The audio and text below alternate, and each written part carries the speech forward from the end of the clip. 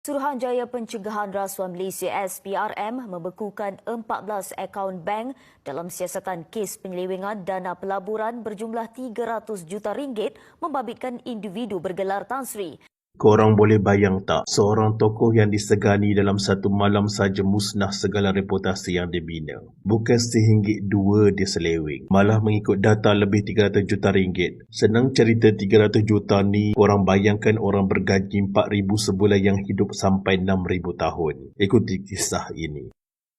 Assalamualaikum, terima kasih dan kami hargai atas komen-komen korang untuk video lepas. Tan Sri ni ditahan kerana kita mendapati daripada maklumat yang kita terima bahawa beliau terlibat dalam membuat penipuan. Penipuan berskala besar. Ini kerja kami. Mungkin besok tuan-tuan nak tanya, ini kerja SPRM ke cerita menipu? Tak. Penipuan juga termasuk di bawah akta kami yang diprescribekan sebagai satu kes yang boleh disiasat oleh SPRM. Nama Tan Sri Dr. Muhammad Daud Bakar selama bertahun-tahun dianggap antara tokoh keuangan Islam paling berpengaruh di Malaysia dan rantau ini. Beliau bukan sahaja dikenali dalam kalangan akademik, malah dihormati oleh institusi keuangan, pengubal dasar serta kerajaan. Kepakarannya dalam bidang syariah menjadikan pandangannya rujukan utama dalam keputusan keuangan besar negara. Imej beliau terbina sebagai figur berautoriti, berintegriti dan sukar dipertikaikan. Pengiktirafan terhadap kedudukan itu dizahirkan secara rasmi apabila beliau menerima anugerah tokoh perdana Maulidi Rasul peringkat kebangsaan pada 2014. Anugerah berprestij itu lazimnya diberikan kepada tokoh yang dianggap membawa pemikiran Islam ke tahap tertinggi. Ketika itu, Tan Sri Dr. Muhammad Daud sering tampil di Forum Nasional dan Antarabangsa membincangkan ekonomi Islam. Penganugerahan tersebut meletakkan beliau sebagai simbol kejayaan intelektual Islam Malaysia.